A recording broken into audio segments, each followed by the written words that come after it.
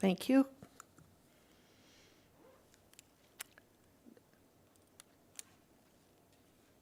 Madam Mayor, we're live. Thank you very much. Welcome to our special meeting of Municipal Council agenda today. I'd like to call it to order. I'll now call to order the February 18th special meeting of Municipal Council.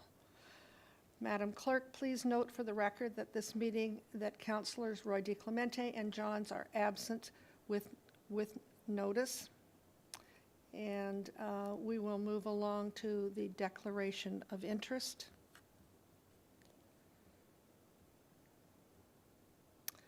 Are there any declarations of interest at this time?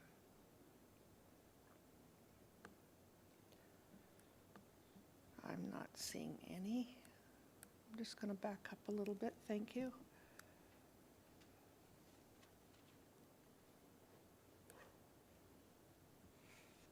We're at item C, Land Acknowledgement Statement. The town of East Gwillimbury recognizes and acknowledges the lands originally used and occupied by the First Peoples of the Williams Treaties, First Nations, and other Indigenous peoples. And on behalf of Council, I thank them for sharing this land.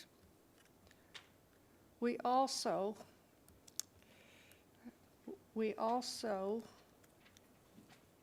acknowledge the Chippewas of Georgina Island First Nation as East Gwillimbury's closest First Nation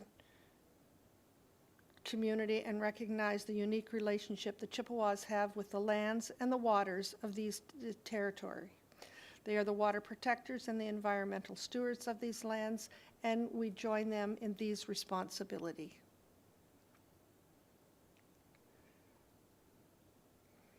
We are at item D in our agenda, and that is deputations. We have no deputations under item D, so I will move along to item E, which is official plan and complete community plan area presentation. And I'll refer to General Manager Backus. Would you like to? Thank you, Madam Mayor. Thank you. Thank you. Madam Mayor and members of council, I'm actually very excited today that we're able to meet with you and the public to share some of the critical steps where we're at with respect to the official plan and the complete community secondary planning area. Both these documents are exceptionally critical for setting the stage for growth that will within the town for the next 25 plus years.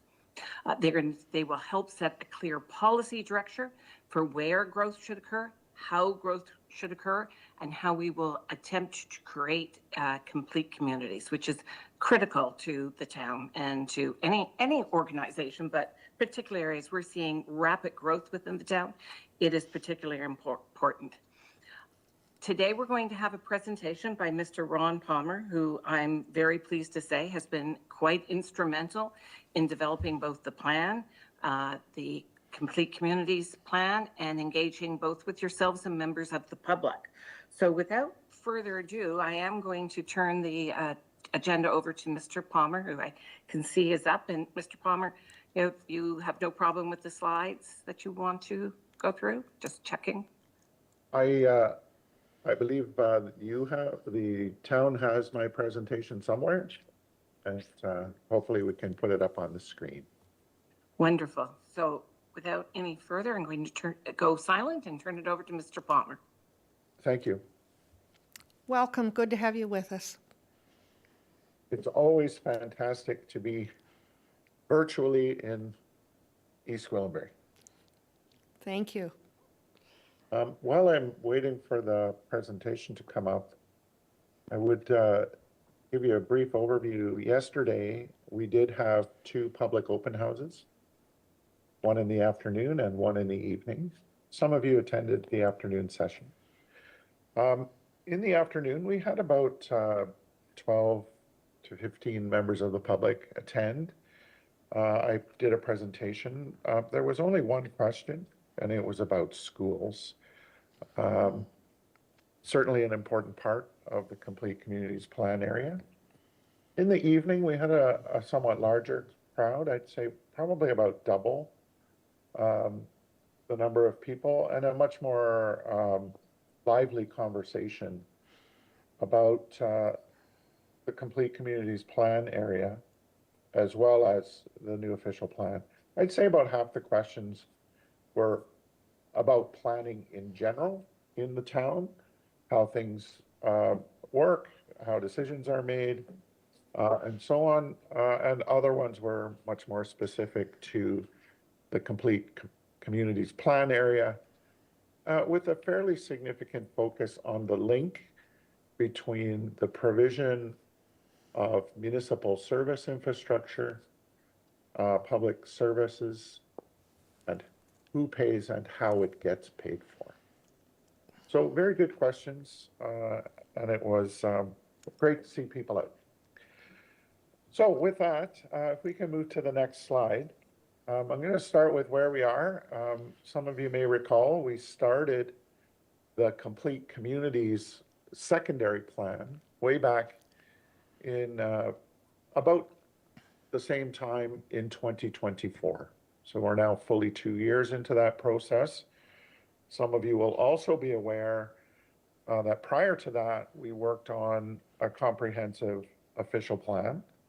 That was initially adopted by this council in June of 2022.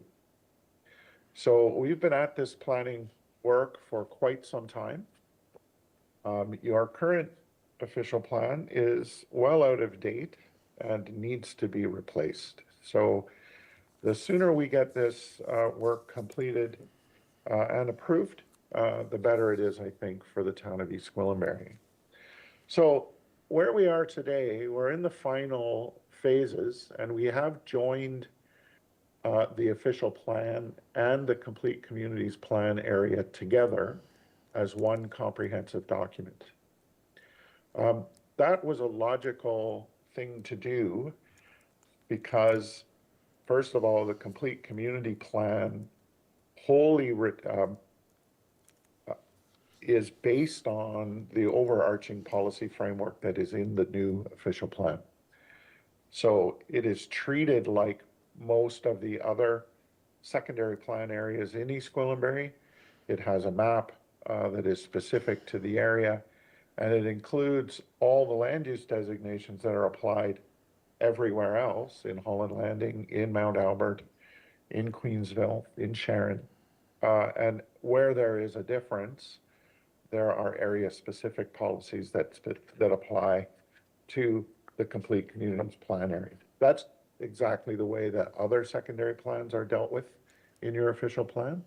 So there's some logic to the format and the approach. And of course, as I mentioned, the Complete Communities Plan really relies upon the new policy framework that is included in your official plan.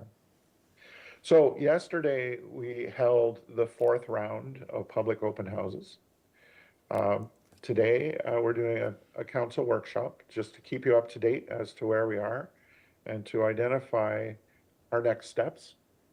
After today, we begin the process of responding to commentary and revising the official plan and any elements of the Complete Community Plan that require any revisions. Revisions will come from you, will come from your staff, will come from a technical advisory committee that we have been working with throughout the process, will come from the landowners group, and will come from the public. Certainly, we have a full technical advisory committee that we're dealing with. That includes a whole host of agencies that have an interest in planning in East Gwillimbury.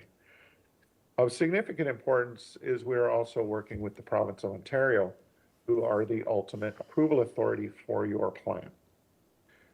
We did send them a copy of the documents along with some supporting elements, and we've had one meeting with them that I've attended, and we continue to work with them to determine their thoughts on the plan going forward. Once we've had a chance to look at all the commentary, we will be looking for a statutory public meeting before this council. Following that, we'll be looking for council adoption, assuming that you're comfortable with the plan. And then we submit it to the province. As I said, the province is now your approval authority, so it's important for us to work with them and to keep them involved in everything that we do. Next slide, please. I do apologize to the councillors who were with us yesterday. This is virtually the same presentation, so you'll find it a little bit duplicative. As I mentioned, the official plan that we're working with was originally adopted by a council in June of 2022. Over that time, staff and then later myself have been working to go through a number of comments that came from primarily the region to respond to those comments and get it ready for submission to the province. There has been a pretty fulsome consideration of all of the commentary that has been provided.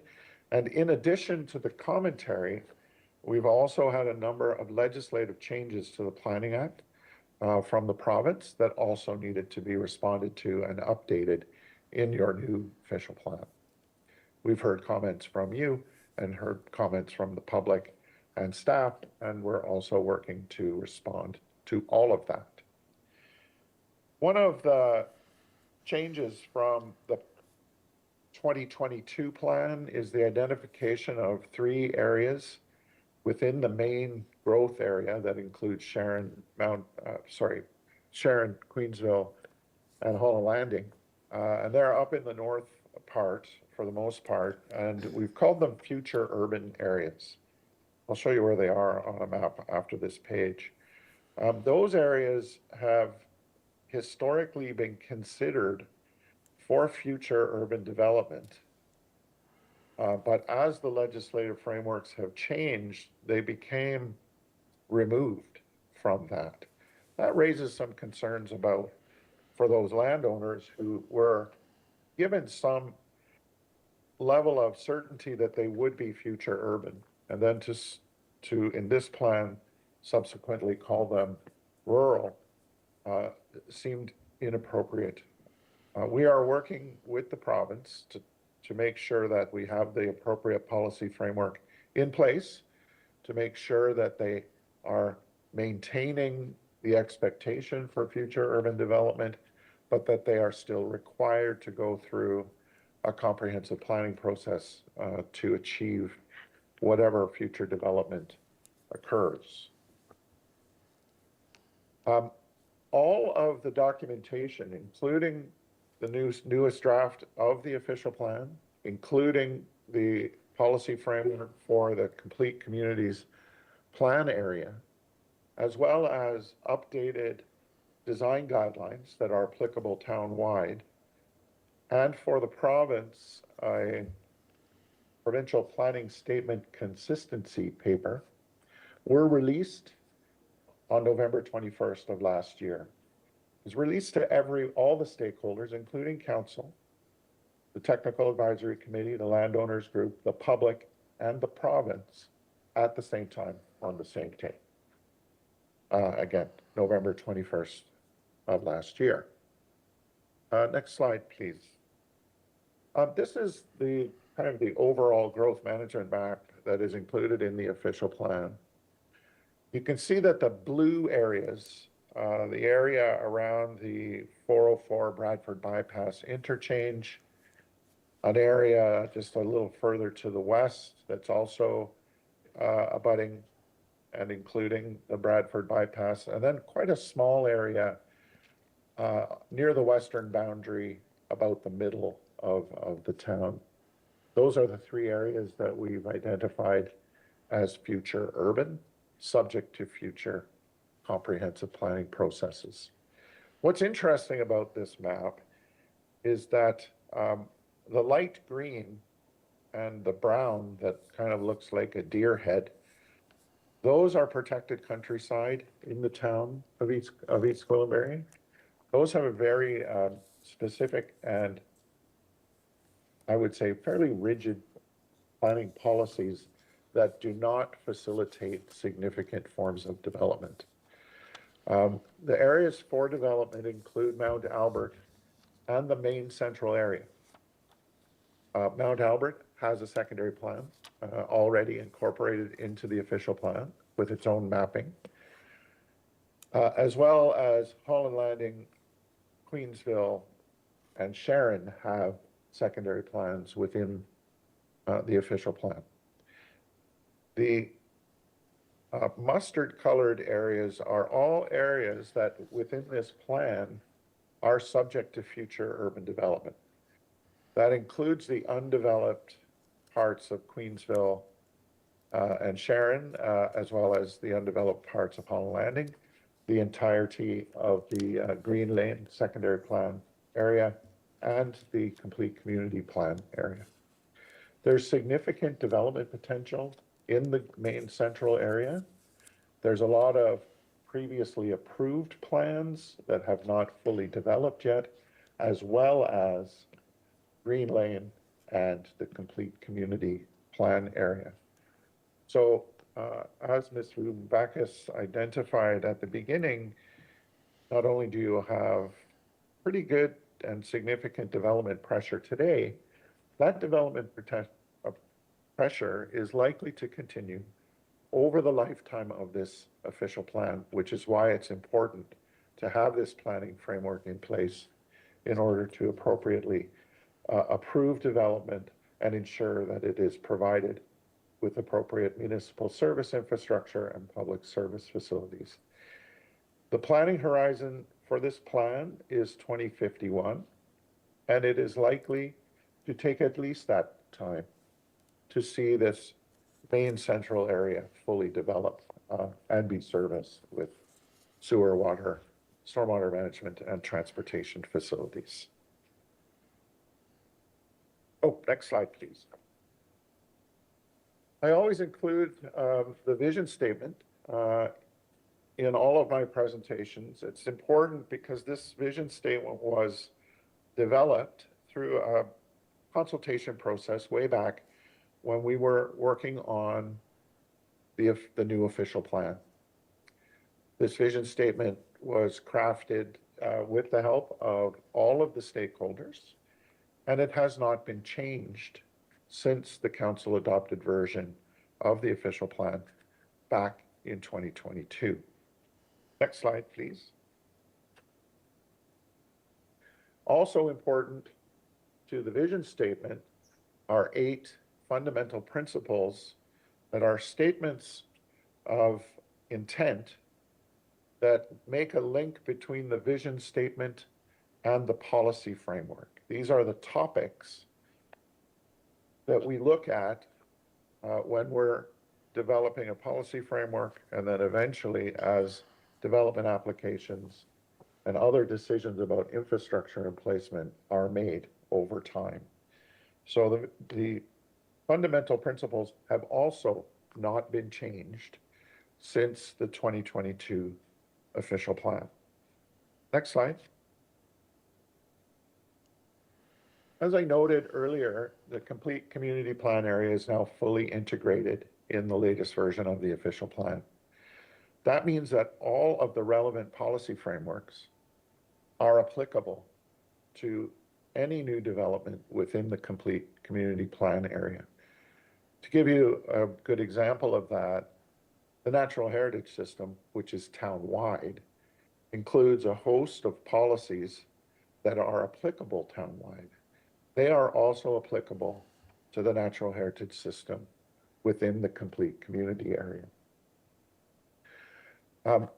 The idea for the complete community plan area and its incorporation into the official plan is really about establishing the baseline expectations and an urban structure to guide future development in the entire complete community plan area.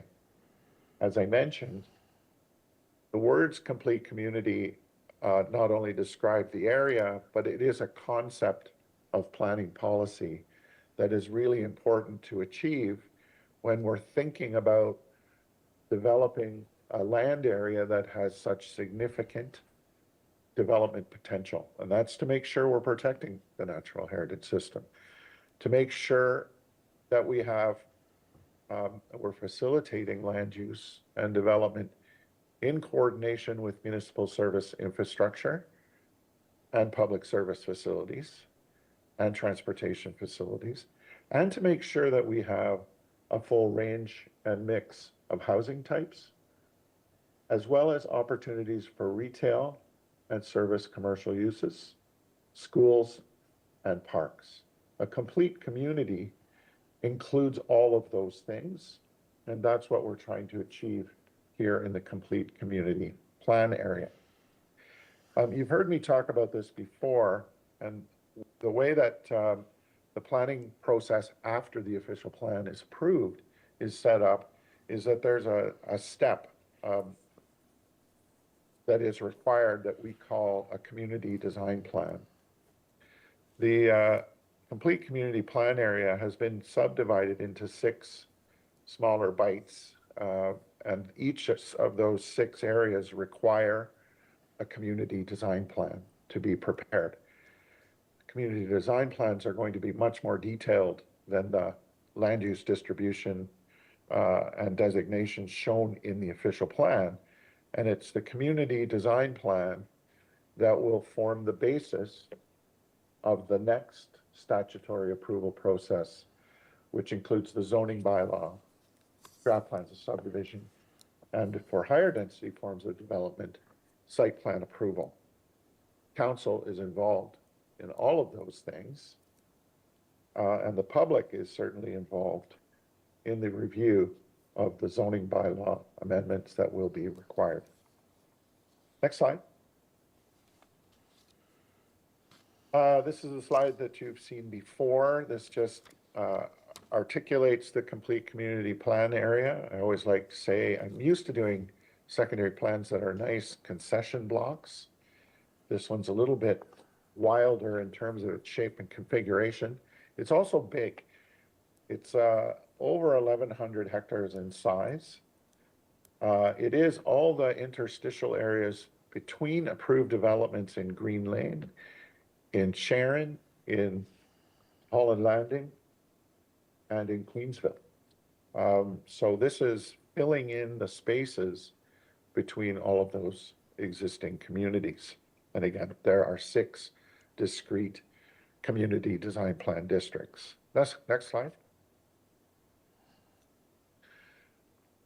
This just shows the basic land use configuration. The blue areas in your main central area are employment districts. The yellow are what we call community areas, which are primarily residential. The pink areas are in the complete community plan area, and they include primarily residential, but will also include significant opportunities for schools, parks, as well as retail and service commercial uses. Down below in the darker yellow is, of course, the approved Green Lane secondary plan area. Next slide, please. With moving to more specific information about the complete community plan area, we've had this slide up before. It's intended to generate somewhere around 50,000, 50,500 people and jobs. That achieves a density of 65 people and jobs per hectare overall. You'll note that some of the community design plan districts have higher expectations for density and some have lower. They also are different sizes, so that the development yields are different in each one. It's important that when we talk about gross density targets, those are typically minimum densities to be achieved. However, these numbers have been utilized in the preparation of all the technical studies related to transportation infrastructure requirements, sewer, water, and stormwater management facilities. So all of the work is intended to accommodate this level of development over the next 25 to 30 years. These numbers have also been used to help the consultant team understand the need and demand for indoor recreation facilities and libraries, as well as for the retail and service commercial floor area requirements. Next slide. This is the team, in addition to your own staff planners, as well as other departments, and as well as the planning partnership where I'm from. We've had a full team of technical experts working with us to help us with the various elements of this plan. This work has all been completed to the extent necessary to support the complete community plan. The official plan was supported by municipal-wide transportation planning and service infrastructure planning back at the time before 2022 when we were working on the official plan. So as we move through the development approval process, the level of detail and the scrutiny of these reports becomes greater. So we have the town-wide work that has been incorporated and considered in the work prepared specifically for the complete community plan area. And subsequent to that, the community design plans will also require a slate of technical studies to ensure that at that level of detail, they all work. The goal is to make sure that everything works, that there are appropriate municipal service infrastructure elements in place, that there are public service facilities, parks, schools, recreation facilities, libraries, and retail service commercial opportunities all within this secondary plan area. So it's a big team and there's lots of information available on all of these topics. Yesterday, I had most of the team available to answer questions from the public. It was great to have Monteith Brown there, GEI, talking about service infrastructure, Paradigm talking about transportation, and Randy Grimes on the financial impact elements.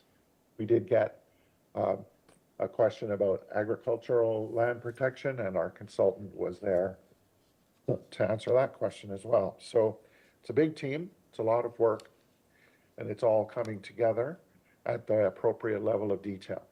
More work to do as we work through the approval process. Next slide. The official plan also includes an appendix. That appendix is a detailed terms of reference for the community design plan process. That's an important piece to include in the official plan so that everyone, staff, council, and the development community are fully aware of the expectations for the preparation of a community design plan that is to be adopted by council. Again, it's important to remind everyone that additional technical studies are required and that this is intended to promote a much higher level of detail than is typically found in the official plan. Not attached as an appendix, but as a separate document, we've updated a set of urban design guidelines. These design guidelines were prepared with the previous official plan back in 2022, and they have been updated to reflect adjustments in the policy framework. So they continue to work with the policy framework. They are town-wide, and they include a few new elements that are responsive to some commentary that we've heard along the way. Next slide. Again, when we're working on an official plan in today's context that has a lot of direction from the Planning Act and the provincial planning statement, keeping in mind that the regional official plan, which is still out there, is expected to be repealed once the East Gwillimbury official plan is approved. So we have a lot of policy to include in this plan. Growth management is a key element of this plan, and it talks a lot about density targets for various types of land uses. Those are requirements of the provincial planning statement, and those have been included in this plan. One of the key elements in growth management that is going to be very important going forward in East Gwillimbury is how development will be phased. There are new policies included in the official plan that apply townwide as well as to the complete community plan area about some of the key criteria for the town to consider when phasing is the question. Certainly, with all of the development opportunity available in existing plans that aren't built yet, as well as the 50,500 people and jobs anticipated in the complete community plan area, phasing is going to be a key issue, and phasing must be linked to the provision of municipal service infrastructure and public service facilities. So those things need to be completely linked. They need to be logical and fiscally appropriate. So there are new phasing policies included in the new official plan, hopefully to ensure a seamless, logical, comfortable level of growth over time, over the next 25 to 30 years. Next slide. I mentioned earlier that every one of the secondary plans, now that you have a number of them in East Gwillimbury, they utilize land use designations and symbols. For the most part, all of the land use designations that are identified for any and all of the existing secondary plans are the same. I've used the same designations for the complete community plan area so that you only have one set of designations. You don't have 7 or 8 different sets of land use designations. Where there's a difference, or we were trying to achieve something different, either in Green Lane or Mount Albert or Sharon, or in the complete community plan area, there's a section at the end of the discussion of the designations that talk about area-specific policies. There's also a whole bunch of symbols that are used.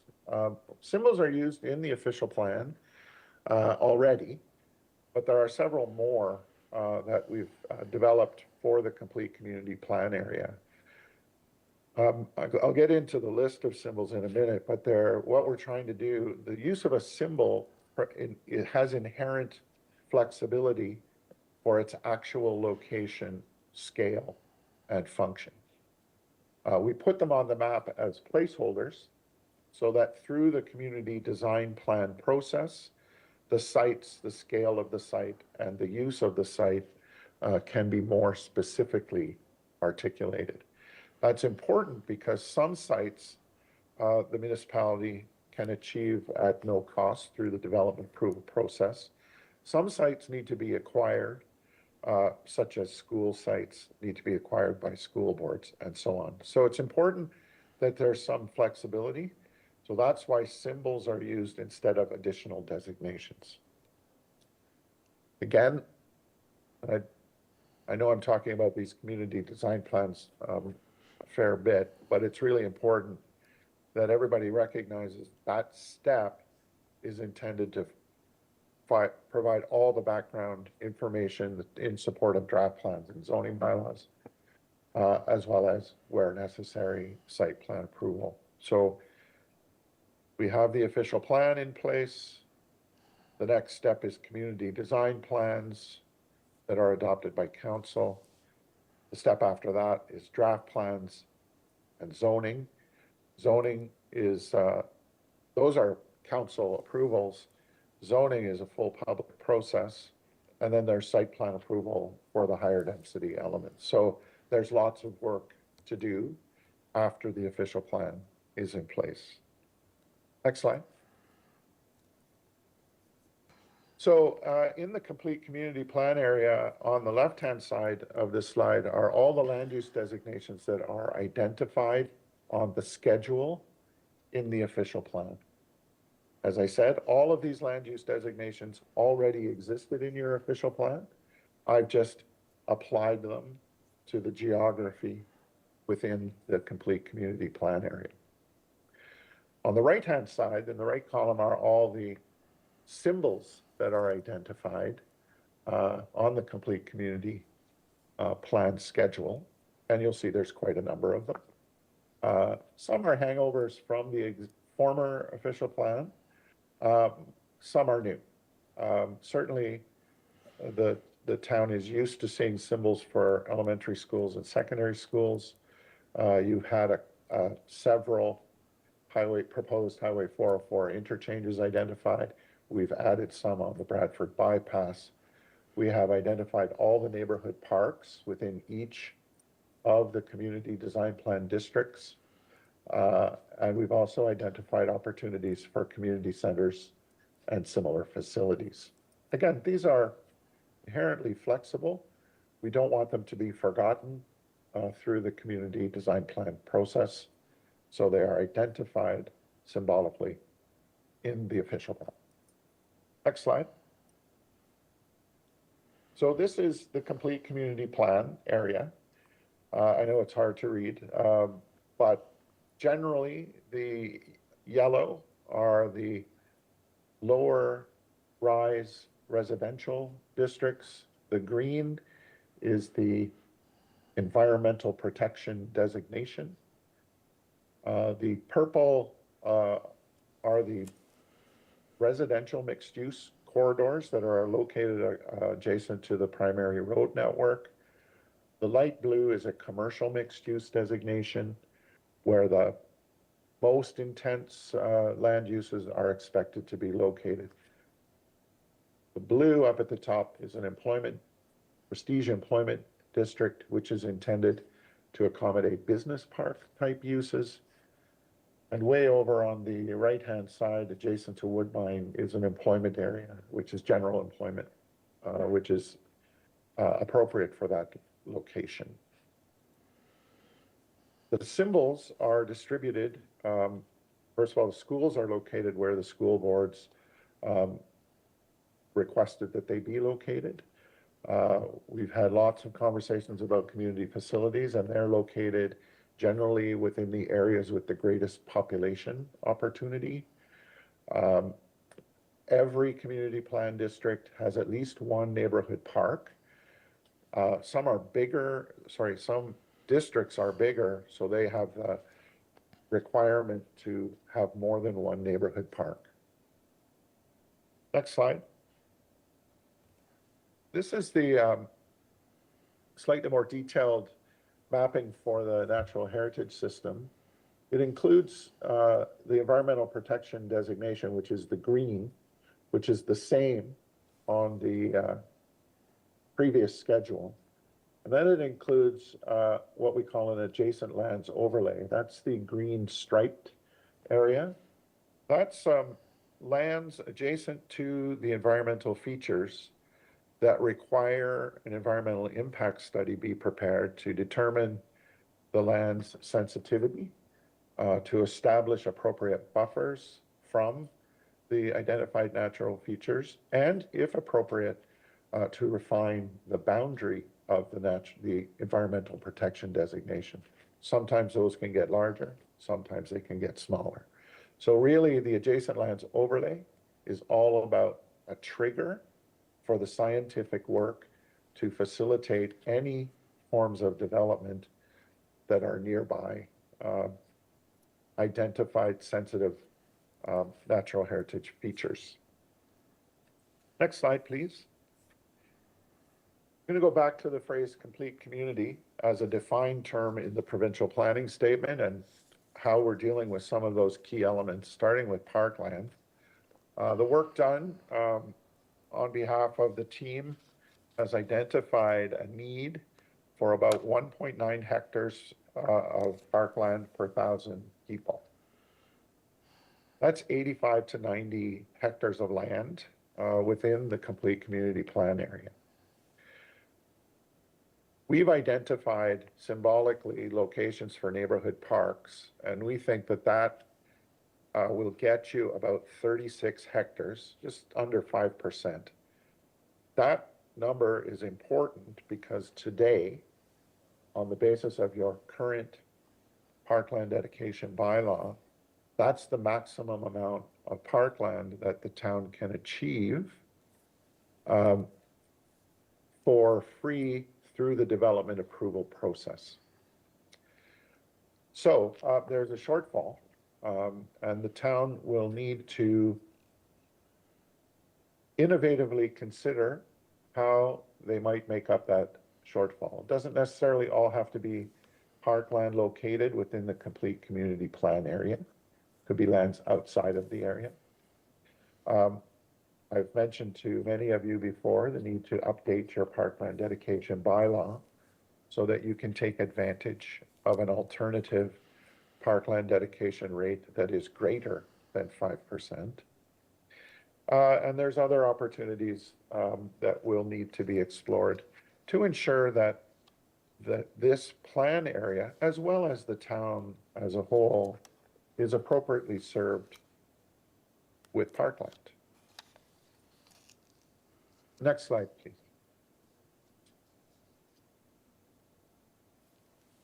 We've also had some work done on recreation and library facilities, community facilities. And the work from that study indicates that with this population, and not considering anything else in East Gwillimbury, it drives the demand for a major community center, a twin pad arena, 3 library branches, and a whole host of outdoor park amenities that would be incorporated into the public open space. We've identified 3 potential sites within the community design plan areas. They're primarily located in the districts that generate the greatest population. Again, these are placeholders to provide the town an opportunity through the community design plan process to negotiate with the development community on acquiring lands, and then thinking about how these facilities, the capital costs could be paid for either through an updated development charge bylaw or a community benefits bylaw.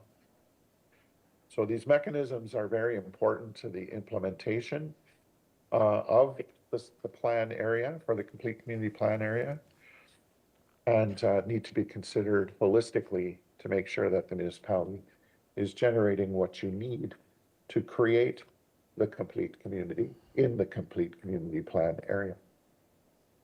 Next slide, please. Another consultant was working with the anticipated development yields and put together a strategy and some minimum targets for retail and service commercial uses. In a general sense, the retail and service commercial uses are intended to be located primarily within the 2 mixed use designations that we have. And remember, there's 2: residential mixed use, which let's call the mid height density designation, and then the commercial mixed use, which is expected to accommodate larger scale facilities and taller buildings. Each community plan district, with the exception of Sharon East, which is very small, has a requirement to accommodate a minimum amount of retail and service commercial floor area. It's really important for sustainability to ensure that people can walk to these facilities within their own communities. Next slide, please. Schools, we've been throughout this plan on our technical advisory committee of school boards, and we have simply asked them what are their needs, and they have told us what their needs are, and we worked with them on their preferred locations. Those locations are identified symbolically on the schedule, There's a total of 8 elementary schools and 1 secondary school. As I mentioned, or to some of you, the one question that we had at the public meeting was, is one elementary school going to serve all of East Gwillimbury? And it's my understanding that there are other secondary school sites identified in East Gwillimbury already. This is a secondary school that is necessary just for the population of the complete community's secondary plan. Again, these are identified symbolically in the locations requested by the school boards. Next slide. These are our next steps. As I said, we had some public open houses yesterday. I'm having this workshop with you this evening. We're expecting comments from the province and from our technical advisory committee and landowners group by February 26th, next week. And at that point, we start the refinement process. We expect to be done that by late March. Hopefully looking for a statutory public meeting. Could do it in late March based on the current document, but if there are very significant changes, we may have to defer that. But certainly we would like to be before this council looking for some adoption at a statutory public meeting at the very latest in May of this year. After that statutory public meeting, and during the meeting, council will have the opportunity to direct any final changes that we would be asked to make. And then shortly after that, submit to the province for approval. Next slide, please. And I'll just go through this very quickly because I've talked about it several times. In terms of development within the complete community plan area, this is not the end of a process. This is the beginning of a very much more detailed and complicated process related to the community design plan preparation, which is a council adopted non-statutory document that informs the implementing zoning bylaws and draft plans. Zoning is a full statutory public process requiring council approval. And some of the developments, particularly the larger scale ones, will also require site plan approval. Lots of work to do, and that's notwithstanding all of the work necessary to get municipal service infrastructure up to speed to service all of these areas within East Gwillimbury. So with that, I'm happy to try and answer any questions that you might have for me. Thank you very much. I think we have 2 questions. Councillor Foster, did you have a question for us tonight? Nothing at this point, Madam Mayor. I may as I move along here. We'll keep an eye on you. The other one was Councillor Crothers. Do you have a question? I have it marked down here that you have a question. Nope, didn't have my hand up. Madam Mayor, through you, Councillor Leahy has her hand up. I just see this now. Thank you very much. Councillor Leahy, go ahead, please. Your volume isn't working. Okay, there we go. Now Very you can good. hear me. Thank you very much. I appreciate the update and this workshop because it's another opportunity for us to meet up with you in terms of asking questions and finding out about some of the updates that you've been preparing with this plan. So I do have several questions. My first question is with regard to your comments about that the official plan was well out of date, but it was last updated in 2022. So could you clarify, please, why there is such a sense of urgency about this? Because 4 years is actually, in comparison with other policy updates and other updates that we've been doing at the town, it doesn't seem like it's that out of date. Through you, Madam Mayor, thank you for that question because I do need to clarify it. your existing approved official plan is quite old. And the 2022 plan was the update to that existing official plan. The 2022 plan was adopted by you, but not approved. So it's not in force yet. So Right. we're trying to get the bulk of that 2022 plan updated with regional comments and new legislation and the complete community plan area so that you have a full, comprehensive, up-to-date plan. And again, Yeah. you're working from your existing old official plan. I'm sorry, I don't know the date on that, but it's quite old. I was gonna say, well, I don't want to just guess the date, but it's more than, is it more than 20 years old? I don't know if there's anyone out there who can help me. I can Google it up right now on my Because computer and have a The look. official plan that we're working with right now, through you, Madam Mayor, I'm sorry, it's hard, it's challenging when we're virtually. It's more like we're having a conversation, discussion here in a meeting.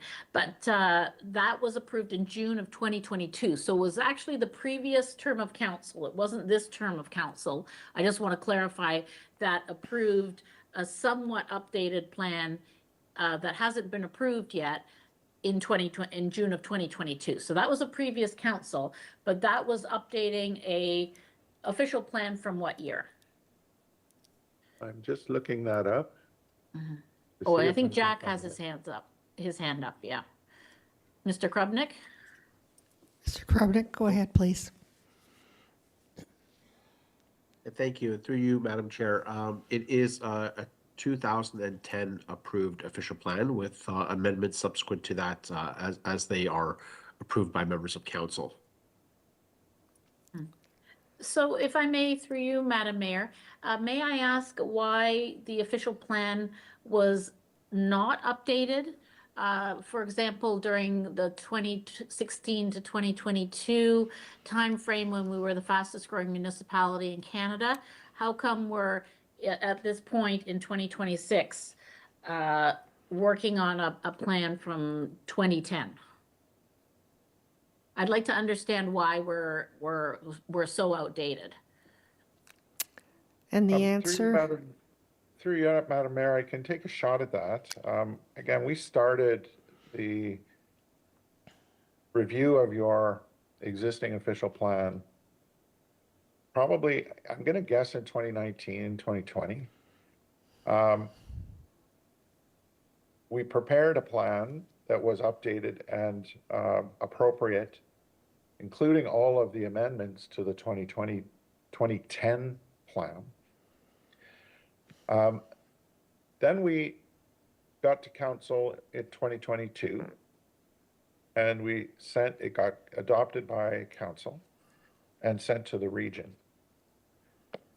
After 2022, a whole host of legislative changes came down from the province, including the removal of the planning approval authority of the region, which was a very important,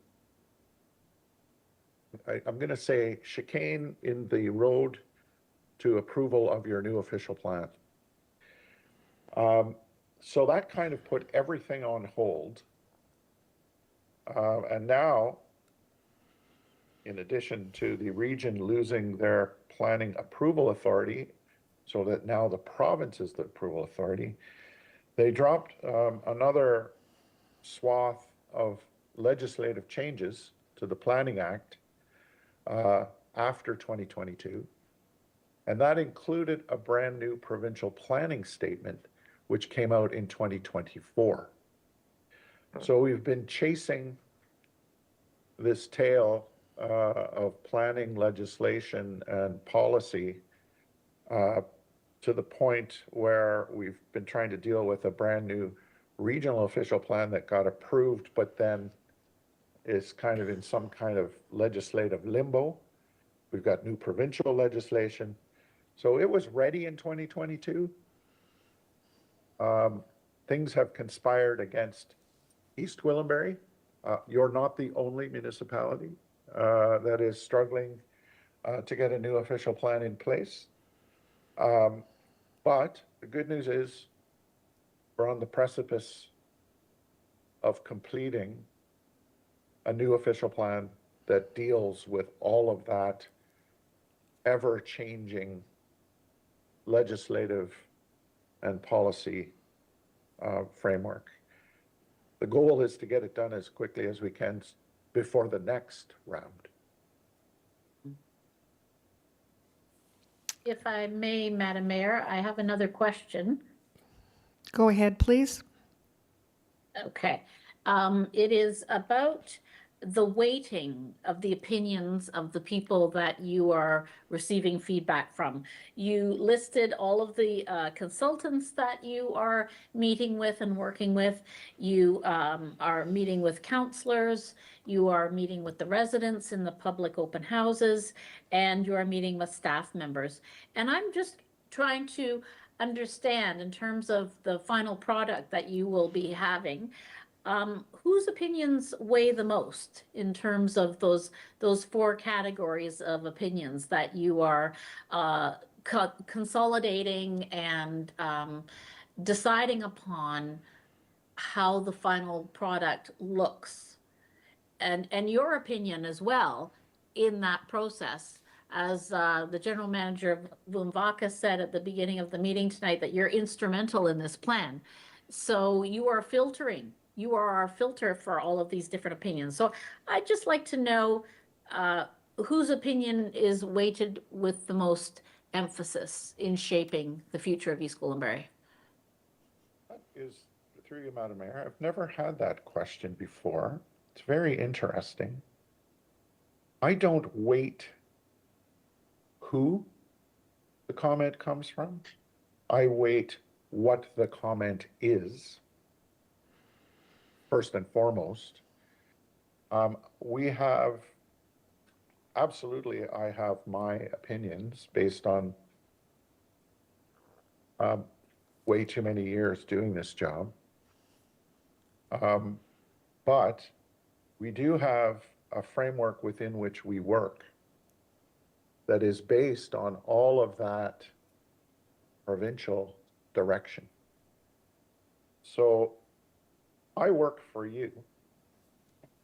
All of those consultants work for you. My job is to give you the best advice I can give you based on everything I've heard and everything I know. But it is the province who eventually approves your plan. So I have to be very cognizant of ensuring that the official plan is consistent with the provincial planning statement and deals with all of the elements that are appropriate from the Planning Act. So that sounds like a bit of a devious answer. However, the truth of the matter is, I don't, if it's a good, reasonable comment from the public that makes me think about what is in the plan, I don't care who it comes from. I don't weight who. Okay. Thank you. I'd just like to supplement what Mr. Palmer said. Part of our role is helping to inform the public. So there will be times when we receive commentary from the public where they don't support, don't like something. And the commentary, I'm going to say, may be misplaced. It's not an appropriate comment for us to consider as part of the official plan or the complete community secondary plan. But what we do is we reflect the commentary in our report. Generally speaking, we will do a summary of what we heard, and we will often address what we heard. And if there is a situation where we can't address it because it's out of our control and it's not something that we can recommend to council, we'll indicate that. There'll be other comments that we as planners may not recommend because of, as Mr. Palmer said, the legislation may not allow us, or it's not in conformity with it. we will identify that too. So Mr. Palmer's quite correct. We will listen with an open mind to the comments, and ultimately, council, you are the ones who are making the final decision on what is adopted. Thank you very much. I have some other questions as well. Councillor Crone, please. Thank you, Madam Mayor. Through you to Mr. Palmer. You were mentioning just before the meeting started that some of the feedback you got yesterday at the evening meeting was quite interesting. You had a good engagement there. And one of the questions you said that you were asked was, how was all this new development paid for? And we got cut off, and I didn't hear what your answer was, but I thought it was a good question, and I think it bears hearing how you responded to that, so the rest of the public who couldn't attend could hear your response. Through you, Madam Mayor. Yeah, it was a great question, and it wasn't the first time in East Gwillimbury I've heard that question. And there were several follow-up questions along the same lines. At the previous round 3, I answered the question and I said, development in Ontario is intended to pay for itself through development charges and other mechanisms available to the municipality. Last night, however, I had our financial expert there, Mr. Grimes, who answered the question, and he gave a much more fulsome answer. And at the end of the conversation, I believe that the 2 or 3 folks who were kind of pressing him on this question, I'm not going to say they were satisfied, but they understood that there are mechanisms available to the municipality to ensure that the development community pays for development, including infrastructure emplacement and providing funding for park development, community facilities, and other public services. So again, a very good question from the public. And I think Mr. Grimes provided a fulsome answer. In the end, it is development pays for development. Thank you. Thank you, Madam Mayor. If I may just one more question. When we're talking about development, you know, we and the plan, the official plan, we typically update our official plan every 10 years. I think that's the rule of thumb. It can be quite expensive to update an official plan. Are you aware of any communities that do it more frequently than every 10 years? Through you, Madam Chair, Madam Mayor, I believe that the Planning Act articulates the process. I think you have to do a review every 5 years. But sometimes a review can be, we're comfortable with the plan the way it is. Typically, however, I don't think people redo their official plan every 5 years, but they tend to about the second round. Things have changed. Economic context has changed. The policy framework has changed. The Planning Act has changed. The demographic profile of the municipality has changed. You need different things. So I think every 10 years is a pretty reasonable timeline. And again, it takes time to do the review and prepare a new official plan. So by the time you start the process, say you've had a look at it in 5 years, you were okay. The 10th year comes around and you say, okay, we think we need a new official plan. Then there's 2 or 3 more years to get that done and approved. So, you know, that timeline seems to be pretty common in Ontario. And Thank you. Ron, I appreciate that. I'm just going to add, Ron is quite correct. It's usually 10 years, but a municipality may also review, let's assume that the provincial policy statements come out. Municipality will review their conformity and may determine that they're not updating their official plan, but they're going to do surgical updates of policies to bring them into conformity with those, with changing legislation. So it'll be a surgical review, but they'll have determined there's no need to do it in 5 years. Thank you very much. Councillor Foster and then Councillor Carruthers. Thank you, Madam Mayor. I just want to go back to the development pays for development, and I'm hoping Ron or Carrie can come up with maybe some good ideas to help me and my fellow councillors. The one problem that I often run into when we talk about growth paying for growth and development paying for development is at budget time, when we're looking to add staff to increase our service levels. I mean, 90% of the time that is from development. However, everybody's taxes go up when we do that. And I hear that often.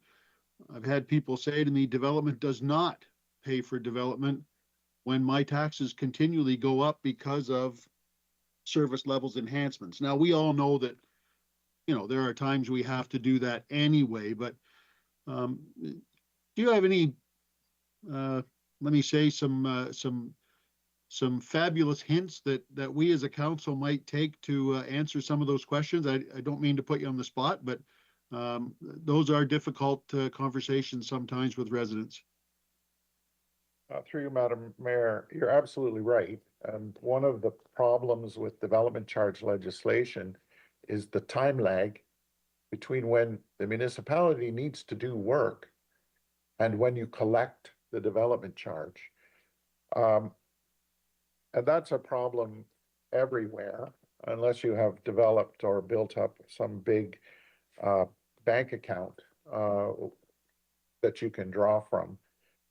What I am going to do is I'm going to ask Mr. Grimes to answer your question more specifically, to see if he has any ideas how to overcome that timing gap, because it's absolutely real and it's really important, particularly because, again, I'm listening to your public and they're the ones they're very sensitive to the tax increase issue, and they look at what we're doing in the official plan and the secondary plan and saying, my taxes are going to go through the roof, to the point where they say, we don't want any more community facilities.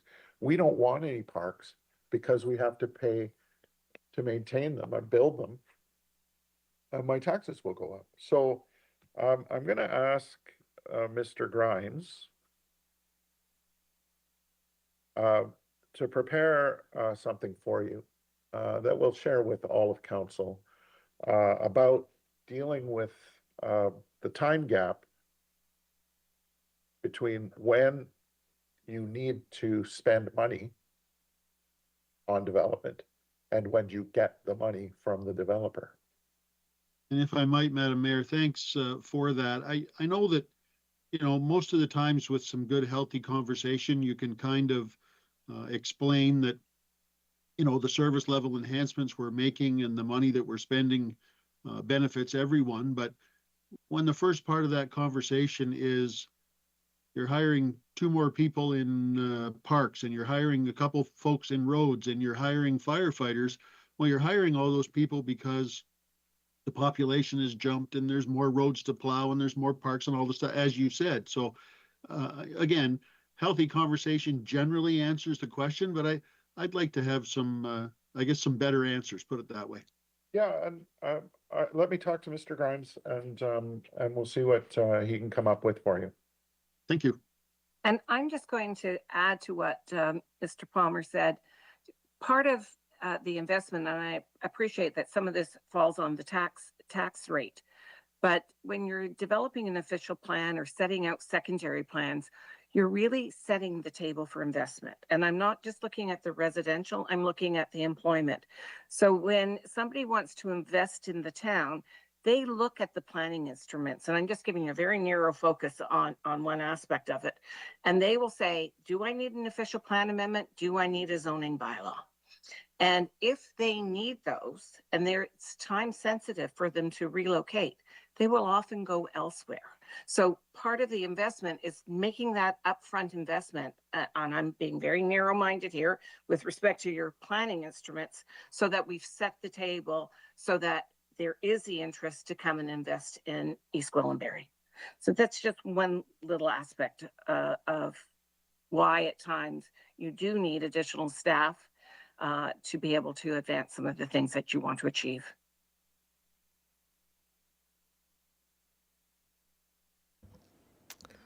Thank you very much. I have Mr. Marshall. I think you had some comment at this point, and then Councillor Carruthers. Yeah, thank you. Through you, Madam Mayor. I think the other point I think that should be made clear is that there's a difference between funding growth for the additional people versus increasing your service levels. So when you have, when you get more population, if you're, that population should be paying for the same level of service. But if, for example, you want to change your garbage collection from every 2 weeks to every week, that's a cost, that's a service level enhancement that should be borne by everyone who benefits from that. But if you're just servicing more population with the same level of service, that's should be funded from growth related sources. So I just want to make sure that we have that clarity between the two.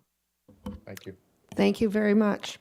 Councillor Carruthers.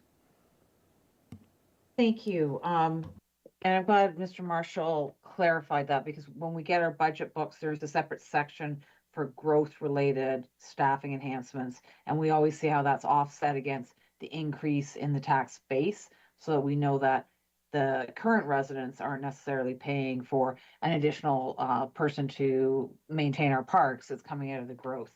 My question, though, is about parkland dedication bylaw. Ron, you'd mentioned a couple of times about we need to update that. And so I'm wondering, if we update our parkland dedication bylaw in the next few months, would we then have to go back and change the official plan, or does it stand alone and doesn't affect the official plan? Through Madam Mayor, I've been doing this for other municipalities on the parkland side. So I've written the park section in anticipation of you having a new parkland dedication bylaw.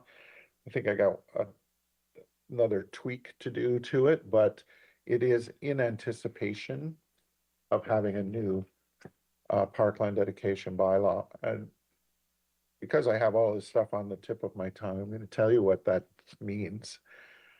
You have to do a parks plan that's legislated in the Planning Act to justify an alternative parkland dedication rate. That means a greater rate than the typical 5% for residential development.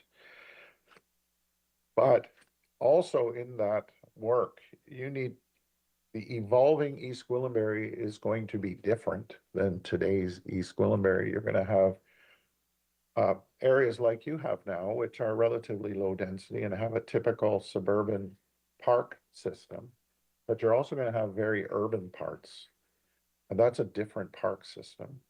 And sometimes, so you need to have the typical park hierarchy and an urban park hierarchy. That's one element. You also need to consider alternative ownership opportunities. I'm just going to assume that all of your parks are fee simple owned by the municipality.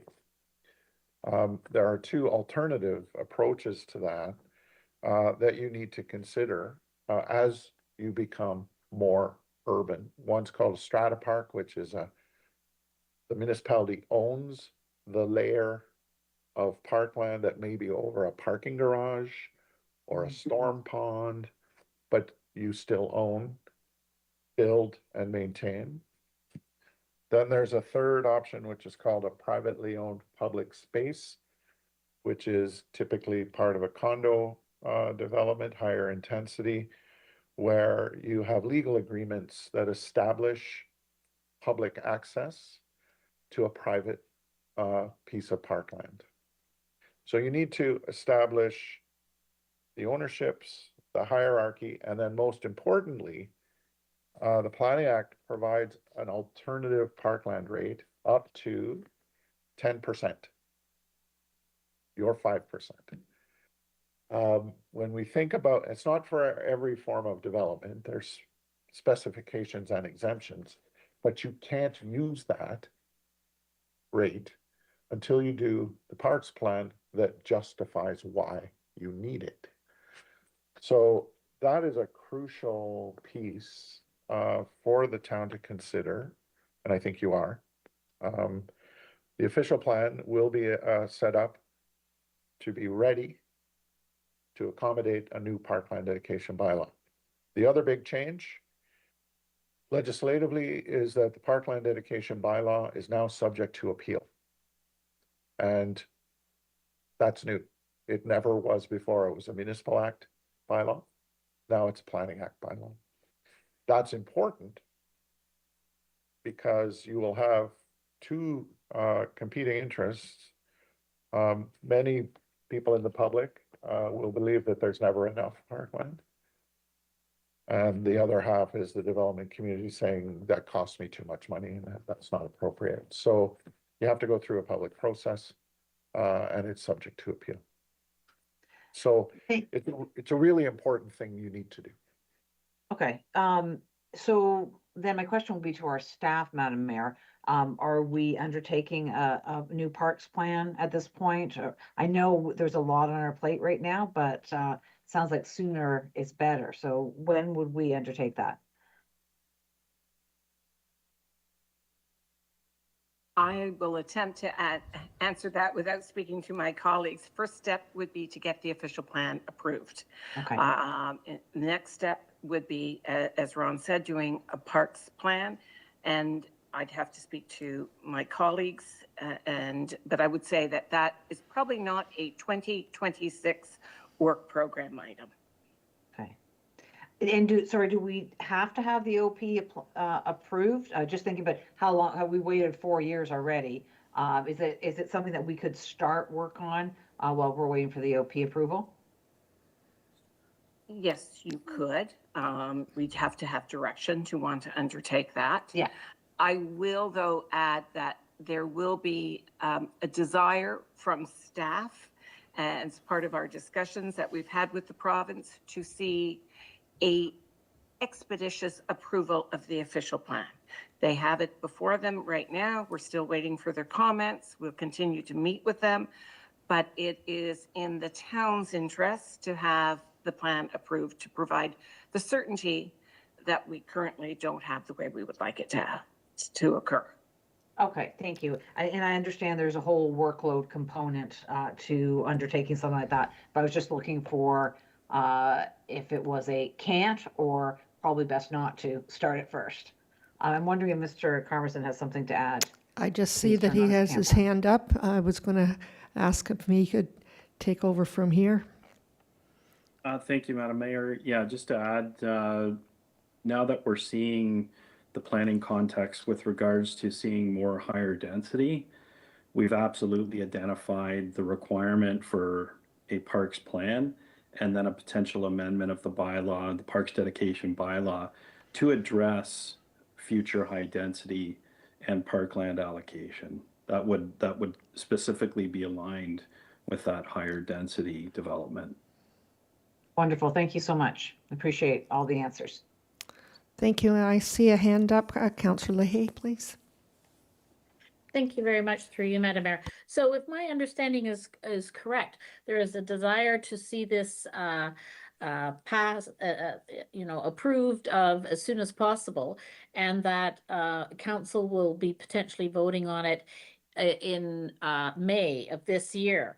And we are in an election year, which I'm a little bit concerned about because from our previous discussions, through you, Madam Mayor, to Mr. Palmer, you indicated that likely it wouldn't be another 5 years before we reviewed it or surgically changed it, and 10 years before we did a whole other overhaul of it. And we are developing at quite a pace. And so my question is with regard to how schools fit in with all of this, because we have always been told, and I have always been told as a counselor and in my conversations with our school trustee, that there would not be a new high school in East Gwillimbury, because if they were to build one in East Gwillimbury, it would drain all of the attendance at the other high schools in Newmarket that East Gwillimbury residents go to.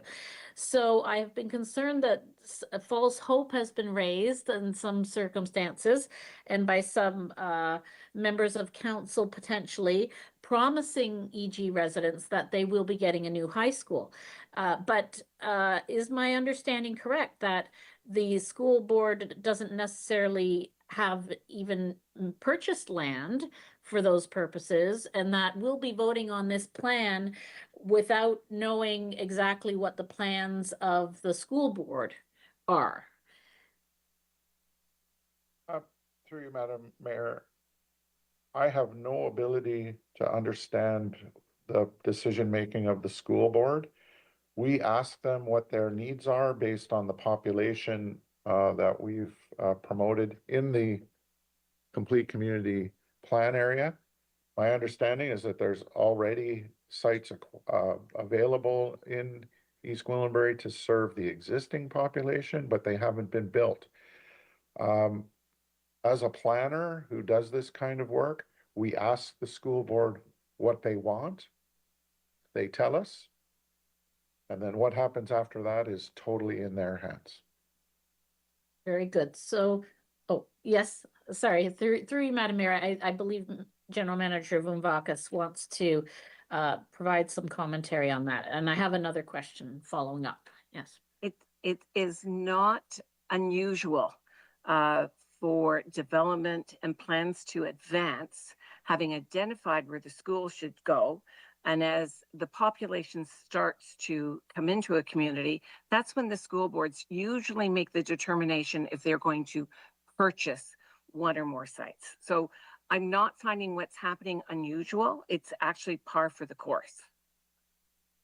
Okay, very good. And on page, I believe it was page 12, you listed all of the different consultants who are working on different studies and continue to work on studies. There's 8 different external consultants. And so I'm wondering about when counselors and if the public will have any opportunity to interact with those consultants moving forward. You just briefly mentioned, so my basic question is this. In terms of the urban design guidelines, you said that they have been amended and approved by council, and that you said you've updated the plan to reflect the updates in the policy framework and a few new elements that are reflective of commentary that you have heard and received feedback from along the way. And so, is everything okay, Councillor Crone? Are you okay? Oh, I saw you drink. You're okay? Okay. Okay, you're okay. That's good. And so my question is with regard to our previous meetings with you, Mr. Palmer, through you, Madam Mayor, and what has changed, if anything, in the since November, since you submitted it to all of the stakeholders in the province? Has anything changed between then and tonight's presentation? And if so, what are those changes that you have made? I have not made any changes since the document was released in November. All of the changes in the next phase will be after February 26th. Okay.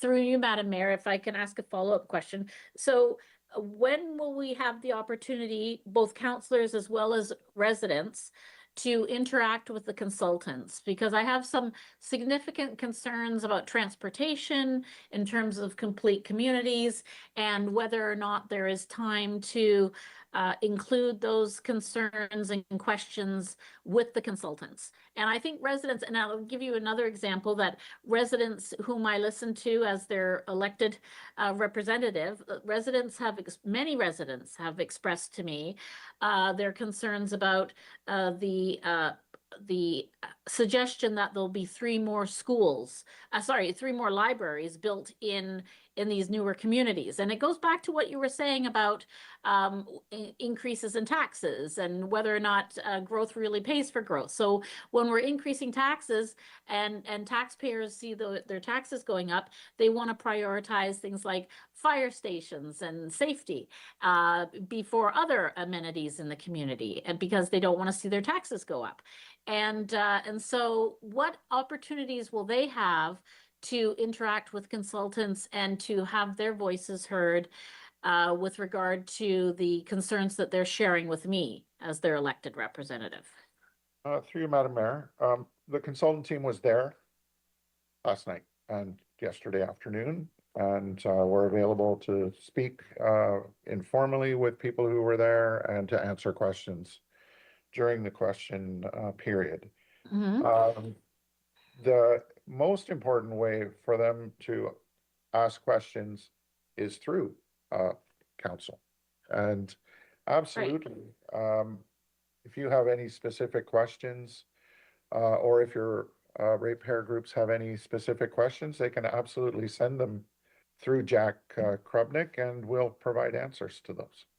That's good to know, because not everybody, and we always have this through you, Madam Mayor, we try and communicate and we try and advertise information about public meetings, etc., but not everybody gets, information in the same way and at the same time. So if any resident has any concerns, and I have been listening to many residents I've heard from, they have concerns about the addition of 3 new libraries for one, and addition about concerns about transportation. We still do not have direct transportation from Mount Albert to the new Health and Active Living Plaza. And I know that other neighboring municipalities are have pilot projects with electric buses, etc., like in Bradford and other areas that are proving to be very successful. So I am also, as a councillor, I can contact the consultants and have discussions with them about any concerns and questions that I have, correct? Well, I think through you, Madam Mayor, what I think the preference would be if you could provide them through Jack. Okay. And then he can funnel them through me to the consultant team. If there is a need for a meeting, we will do that. Okay. Very good. Thank you, Madam Mayor. I'm just looking through my notes. I believe that's the last question that I had this evening, but if I have any other questions, I'll submit them through Jack, Mr. Krubnik. Thank you. Thank you very much. We've come to the end of the questions that I have been fielding, wondering if there are any incomplete at this time, and if not, then we will say our good evenings tonight. Could I have a mover and a seconder, please? Councillor Hay and Councillor Crone. All in favor? That's carried. Thank you very much. Have a great evening. Thank you.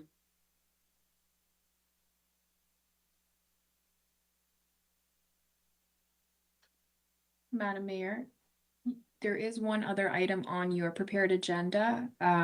Number 2 was withdrawn, and number 3 is the second presentation for tonight. Very good. Thank you.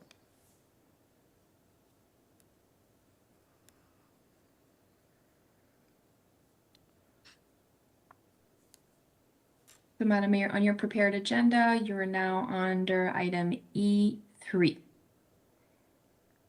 Thank you.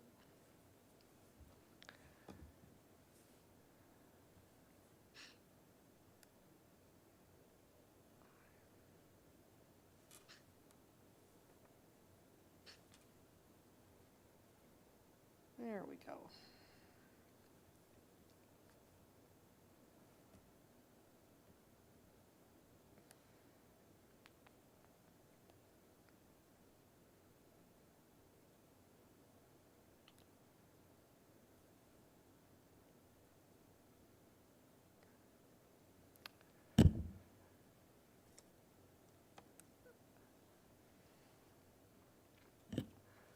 Item number 3 is regarding invasive species in Canadian municipalities, impacts, resources, and action presentation.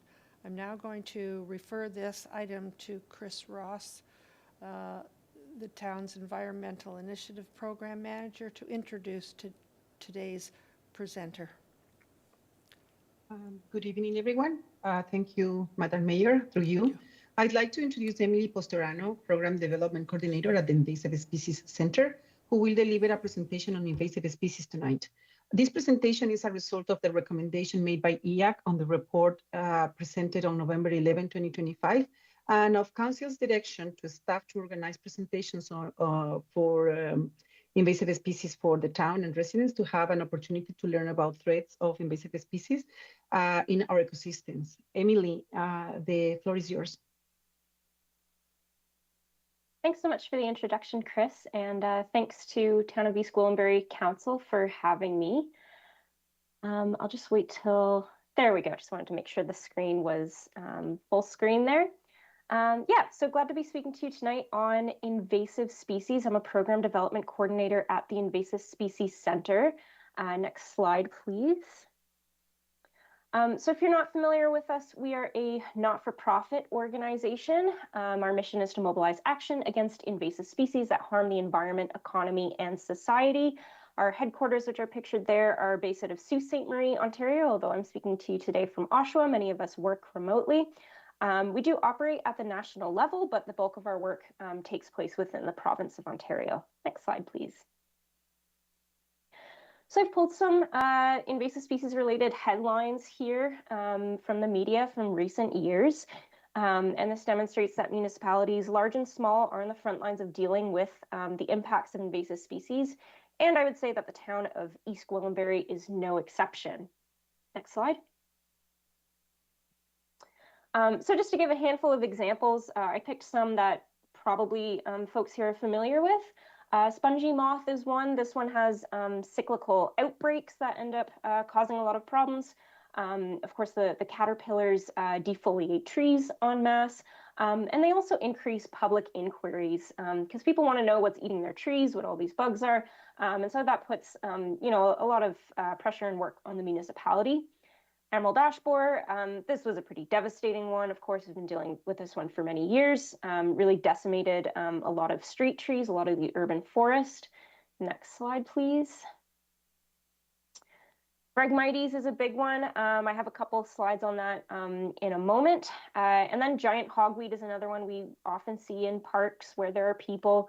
And that's on the noxious weeds list. And for good reason, it poses considerable public health hazard because touching the plant can cause severe chemical burns. Next slide, please. So we know that the bulk of municipal spending on invasive species activities goes towards control and management in comparison to, for example, early detection activities or preventative actions. And this is not good because of what we know about, you know, this next principle. Next slide, please. And so that's the principle that, you know, an ounce of prevention equals a pound of cure. So this graph that we have here is called the invasion curve. The idea behind it is that when investing money in anywhere to do with invasive species, you get the best bang for your buck when you invest at the prevention stage. So ideally before a species arrival, or at least very early on in an infestation. As we move our eyes towards the right of the graph, you know, once a species increases in population and spreads, occupies a greater area, the possibility of eradication or even containment starts to dwindle, and you are facing long-term control and its associated costs and resources, which are a lot greater. Next slide. So I mentioned that I would return back to frag. So this is one of those very aggressive invasive aquatic plants that Unfortunately, we are at the stage of just, trying to manage it long term, and we have for some time. This is often considered Canada's worst invasive plant. It decreases biodiversity because it doesn't make very good habitat. It can block drainage channels, leading to localized flooding, can interfere with water and nutrient cycling in agricultural fields, can even be a fire hazard. Those stands are, just like tinder for wildfire, very flammable. And even just the situation, how the grass is situated at a corner could impede driving visibility. And of course, it impedes the enjoyment of various waterfront recreational opportunities. So municipalities spend a lot of money on Phragmites, partly just because of, these impacts and how bad the infestations are, but also because they're often not doing it in a strategic way. A lot of the time, they don't necessarily follow best management practices. They might just be managing it like any other weed. And, it does require kind of a bit of planning and specific techniques to properly get it under control. Next slide, please. So to that effect, the Invasive Species Centre delivers a program in cooperation with Nature Conservancy of Canada, which is the Ontario Phragmites Action Program. So this is an integrated landscape scale program to manage Phragmites in Ontario. Next slide, please. So there's several pillars of the program. I won't go into all of them, but I did want to highlight the Phragmites management areas. And this is kind of how the program is run, is that we sort of spatially divvy up the province. So this is, I want to really emphasize like that landscape scale component of the OPA. So basically before this, we had lots of municipalities and conservation authorities, even volunteer groups, doing great work on Phrag, but it was mostly in isolation from each other, even though obviously an invasive plant does not know jurisdictional boundaries.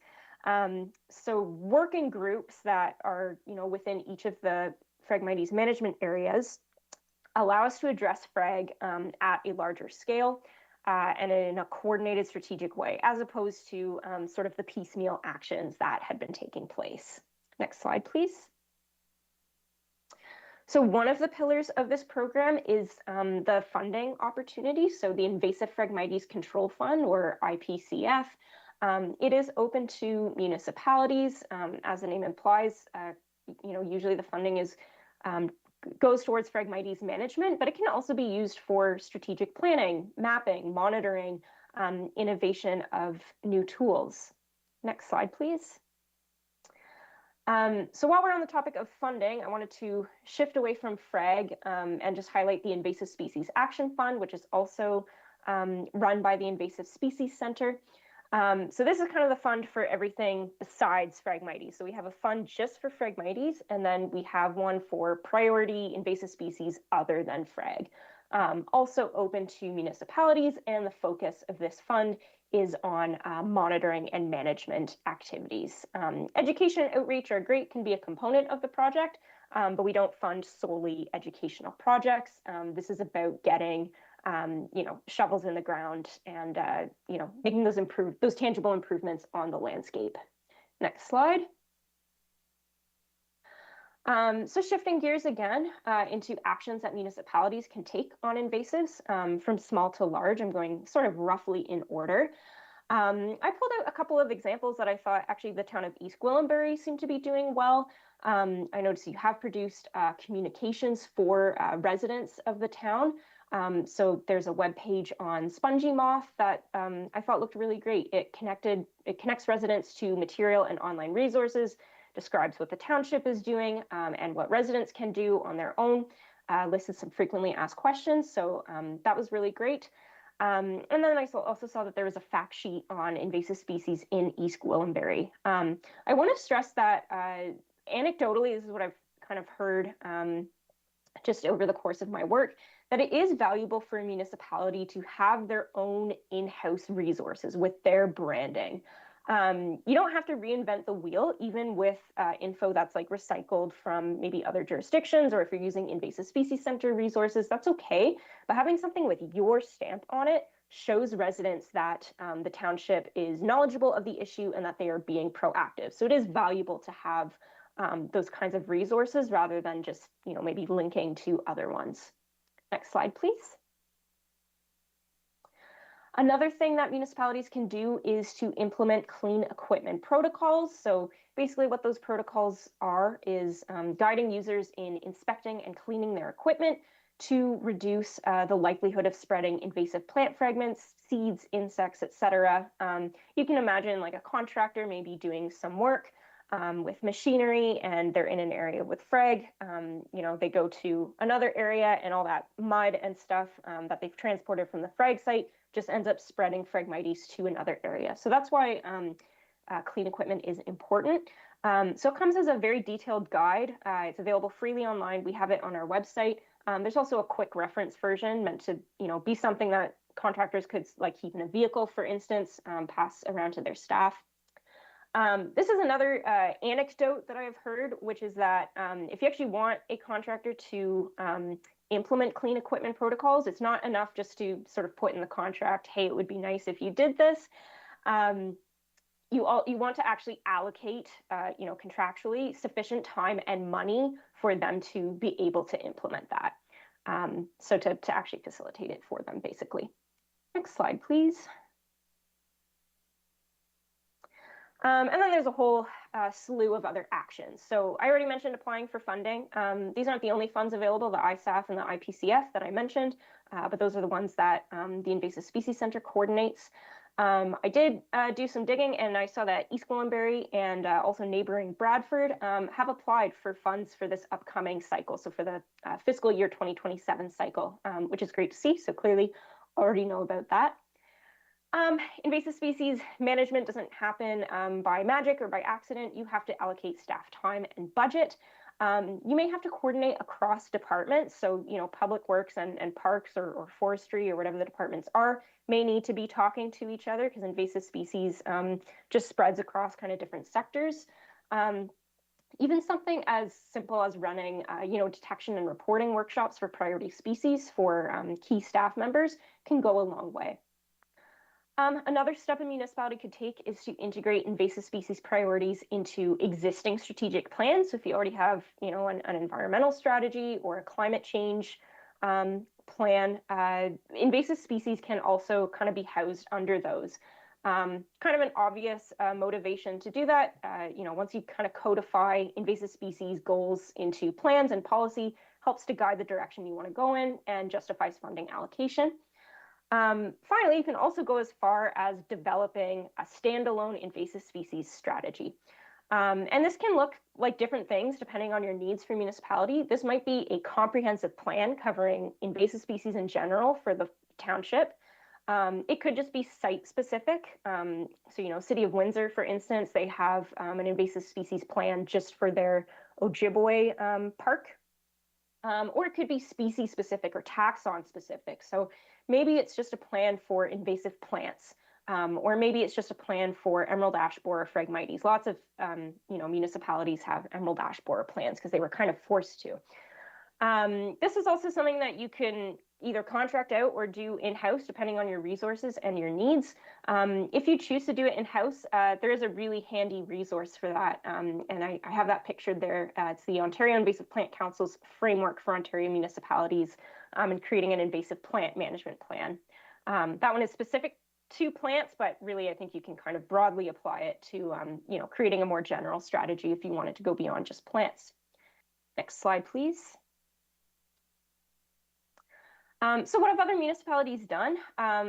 Definitely all of the above, but I wanted to cite a specific example that was close to home, and this one was very recent.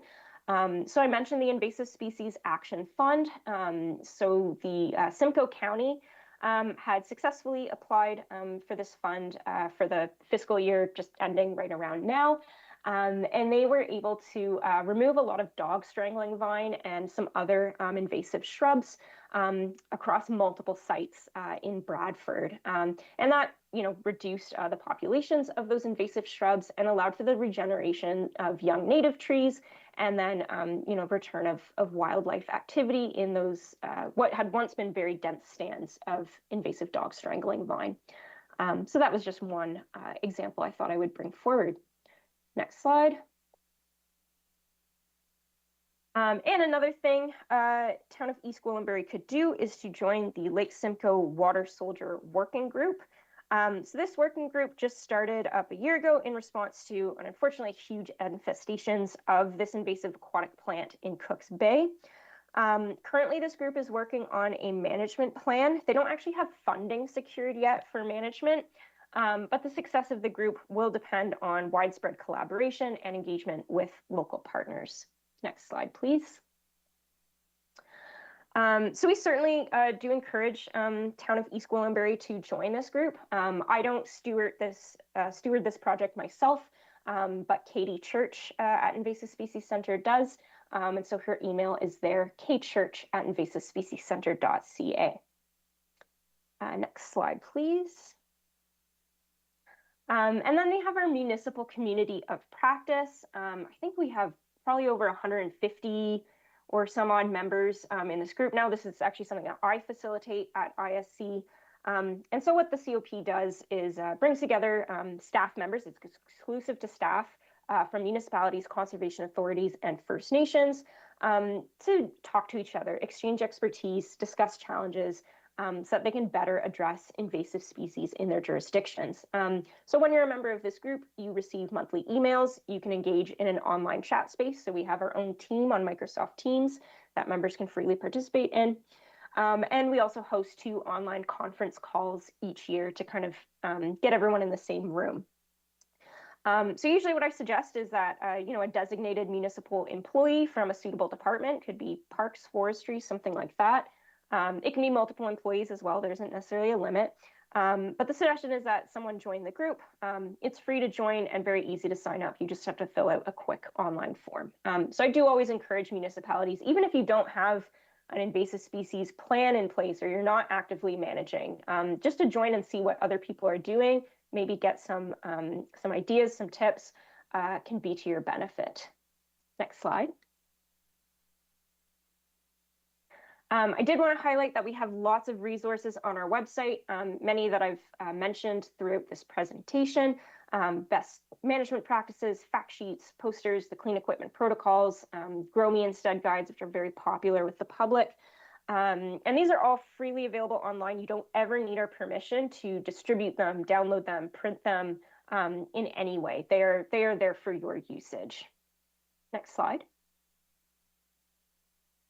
Encourage you all to visit our website. The best way to stay on top of what we're doing is to sign up for correspondence from us. So that's invasivespeciescenter.ca. Final slide, please.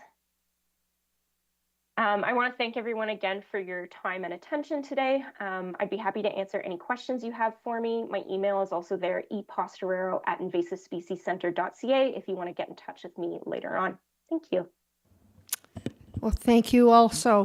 We've all learned a lot from you this afternoon or early evening, and would like to thank you very much for coming out to our meeting and sharing the information that you do have. I see members in front of me, and I'm just wondering if anyone has any questions for you. I'm not seeing, oh, I do. Through you, Madam Mayor, just if you look to your right on the screen, there are a number of councillors with their hands up. Yes, I see now. Councillor Crothers, well, I'm not sure we're going to go in any order, but we're going to get started. Councillor Crothers, please. Thank you. I'm happy to move receipt of this, but I feel like we need to do more than just receive it. First of all, I'd like to thank the Environment Committee for bringing this forward. It's really important. I think one of the things that you said that really stuck with me is about how the cost increases with time. If you don't deal with it now, when you have a small patch of Phragmites, it becomes astronomical to try and deal with it later. So I do feel like I'd like to hear more from our staff. I don't want to put anyone on the spot, but more about what we are doing as a town to help control the invasive species, both on town property as well as how do we get this message out to residents. So I'm wondering if, we could just ask for staff to report back, or if it's something else we can add to this motion to make sure we're actually doing something about this and not just going, yeah, good to know. So I'll ask staff if someone can respond. Go I ahead, can please. respond if you can hear me okay. Yeah. Thank you for the question, Councillor Crothers, and thank you to our presenter tonight. A couple things come to mind as you ask your questions, Councillor. We do have, we've been in conversation with our presenter tonight about materials and communications and working with Chris Ross. We put together some awareness materials that will be distributed, I believe, during the awareness week that is coming up very quickly.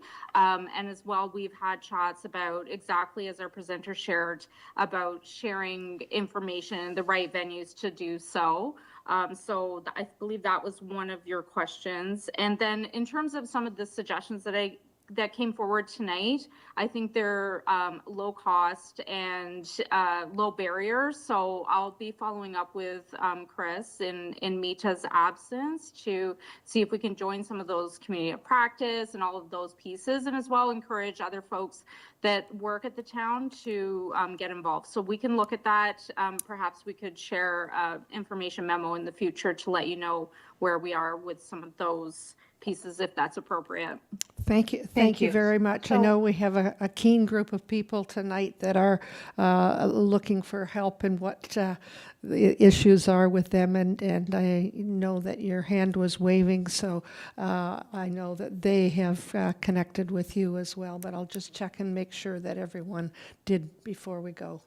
Councillor, Madam Mayor? Yes. Madam Mayor, sorry, so I was asked, my question was about whether we should just receive this or we should ask for a staff report. So it sounds like a staff memo might be more appropriate. So I would like to amend the motion that I moved, that we receive and we ask staff to follow up with a memo to council on what the town's plans are around mitigating invasive species.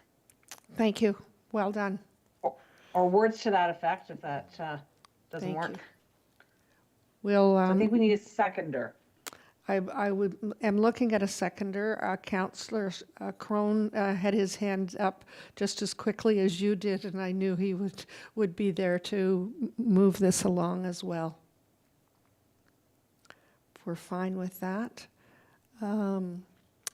And Councillor Foster, you had a question or information? No, I'm fine, Madam Mayor. Thank you very much. And Councillor Crone, go ahead, please. Thank you, Madam Mayor, and thank you to Emily for your presentation today. It's always informative when we hear from you.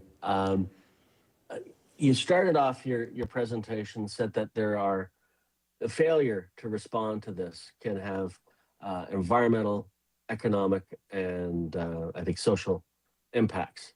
So I want to talk about the economic impact, because when landowners' pocketbooks are affected, that's how you get their attention. So could you share with us any examples of any towns or situations for property owners where they failed to get a handle on invasive species and the costs that can be involved in not dealing with it in a timely manner? Is there any sort of warning stories you can give us that we can learn from, so that we don't repeat the mistakes that others have made? Sure.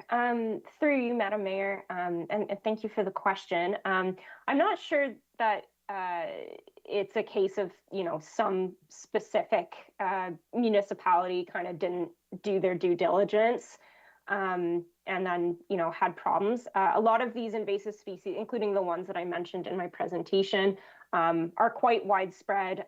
They've been here for a long time. Canada has a long legacy of invasive plants that were brought over with European settlement. So a lot of this stuff is just, it's kind of already been here.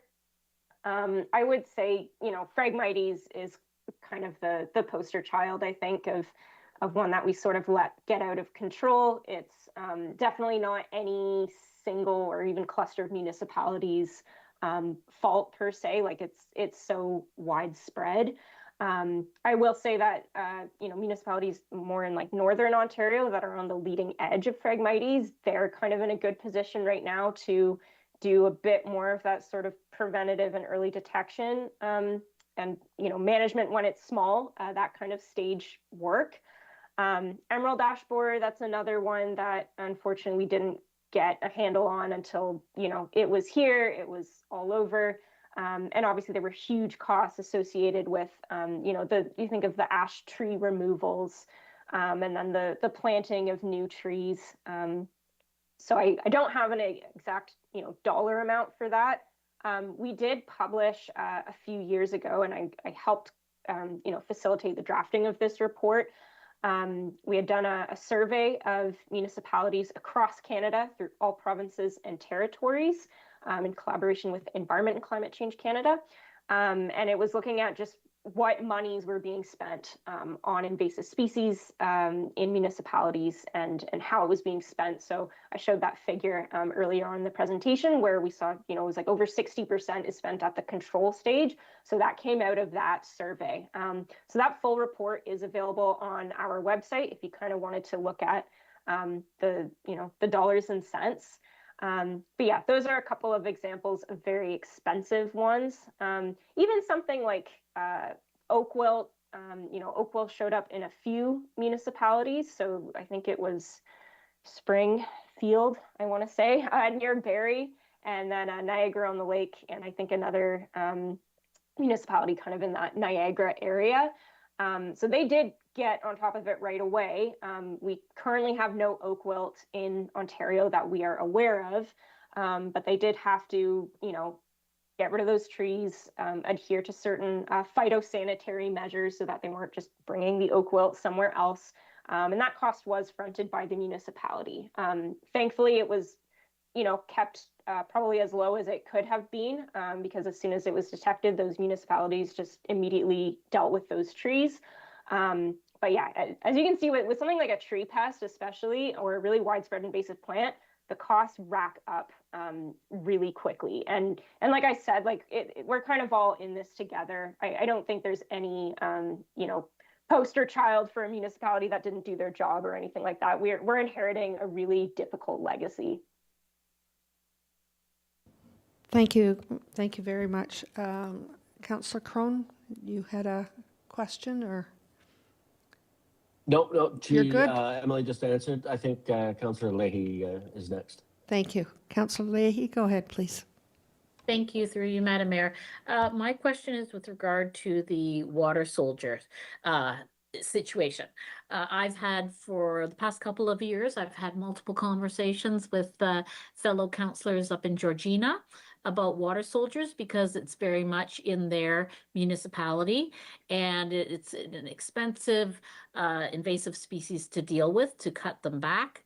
And at the time when I was having conversations with Georgina councillors, they were talking about how the water flows in the direction through EG towards Georgina, etc. But obviously we know as when kayaks and boats and other vehicles and other people are using the waterways, that the water soldiers can spread in other directions. It's not necessarily with the flow of the water that we're not going to be invaded by water soldiers, this type of grass. So what do you suggest to East Gwillimbury in order to be proactive in preventing water soldiers from appearing in our waterways and in Holland River and the Holland Marsh area so that we can avoid having further costs in the future? Yeah, thank you for your question. Through you, Madam Mayor. Yeah, so this is a good approach to this sort of thing is to take a pathway analysis. So what you talked about is our pathways of spread. So, contaminated boating equipment bringing an invasive species from one place to another. So to mitigate the spread of aquatic invasive species, not just water soldier, other aquatic invasive plants and even invertebrates, we have something called clean, drain, dry protocols. So basically encouraging and ideally facilitating people to clean, drain, and dry their boats or similar water recreation equipment. So there's different ways of doing that. Probably the, I guess, sort of the fanciest way, I'll call it, which might not be what you go with, but there's something called a CD3 machine. So it's a clean, drain, dry unit. ISC has, I think, a couple or a few that we loan out. But it is basically just like kind of a big solar powered machine. It has, like a vacuum and various implements that, would be stationed at like a dock where people could clean off their equipment. And then there's usually some kind of, information on the machine itself so that people understand what it's for and how to use it. So I know Quinte Conservation, I think, maybe had the machine last summer, and it was kind of going to different locations in their jurisdiction. Not all sites are suitable for a CD3 machine, and probably you can't possibly put one at every spot where people maybe would dock or be using equipment. Not sure what the situation is in East Gwillimbury, but even signage goes a long way, clean, drain, and dry signage, so people know what they're doing and why they're doing it. And also, you can, within that signage, put like, hey, these are like the plants or invertebrates that we want you to be on the lookout for, invasive fish we want you to be on the lookout for. And so you can facilitate that early detection component as well. And yeah, just like any kind of like public communications, even if it's not at the site, but just public communications about clean, drain, and dry protocols, and being aware of certain like priority aquatic invasives can go a long way. All of that being said, I don't work within the aquatic realm. I'm actually more in the terrestrial side of things. So in case I've missed anything, you're welcome to follow up with me. I can put you in touch with Katie Church, who I mentioned. But yeah, my understanding is kind of doing the best to address that pathway so that people aren't spreading it through recreation. Very good. Thank you, Emily. Through you, Madam Mayor, I had two more questions. So you referred to an organization. I'm just looking through my notes here that I was taking, and whether or not East Gwillimbury is already a member of that. It's a central area. So you had that map showing the different areas, and we're part of the central area. Yep. And there's an individual by the name of Terry Rees, who's the representative in that area. Are we a member of that already at the moment or not? Through you, Madam Mayor, I'm not sure. I maybe should have checked that ahead of time. I also don't run the Ontario Phragmites Action Program. I don't remember, I delivered this a similar presentation to the Environmental Advisory Committee for Town of East Gwillimbury about a year ago. And I don't think they mentioned being involved in it. Okay. Well, I have a question through you, Madam Mayor, if I may, to Christina Ross, who's leading our environmental initiatives in East Gwillimbury. And we've had conversations before, Christina, about plants, and I've learned a lot from E.G. gardeners about that. Even lily of the valley, I was unaware that that is an invasive plant, and it's just been around everywhere since childhood, and you just assume it's something that's not harmful in any way. So it's good to raise awareness through education. And I'm wondering if Ms. Ross can share with us if the Town of East Gwillimbury is working with E.G. gardeners to facilitate the educational awareness about invasive species, or if there are opportunities there in the future to work with E.G. gardeners, because they're a great local group, and they have their hands in the dirt and they're on the ground, and they are aware of all of these invasive species, and how we can work with them to help all of the residents of East Gwillimbury. Thank you very much for your question. Through you, Madam Mayor, there are opportunities to work with the gardeners. Actually, we are having a conversation with them early March. It is mostly on the realm of community gardens. We want to have a conversation with them about that. But of course, through the Environmental Advisory Committee, they have been very interested in working with invasive species. And some members of the EAC are part of the EG gardeners. So for sure, there are opportunities there to work with them to develop some education for residents and the general public on invasive species. Thank you. I have moved by Councillor Carruthers and seconded by Councillor Crone. Be it resolved that invasive species in Canadian municipalities impacts, resources, and action presentation dated February 18th, 2026 be received, and that council requests staff to provide a memorandum outlining the town's plans to mitigate invasive species. Any questions? All in favor? And that's carried. Thank you very much. We are at item F of our agenda this evening, confirming bylaw. Could I have a mover and a seconder? Councillor Carruthers, Councillor Leahy. All those in favor? And that's carried. Item G is the adjournment, moved by Councillor Carruthers, seconded by Councillor Foster. All those in favor? And that is carried. And adjournment, be it resolved that the special meeting of Municipal Council adjourn at 8:06 p.m. All those in favor? Yes? Through you, Madam Mayor, that's already been completed. Thank you. I thought so, but I would better two than none. Thank you so much. All those in favor? Thank you, and thank you for what a wonderful evening. A lot of things to consider that we have learned about today, so thank you so much.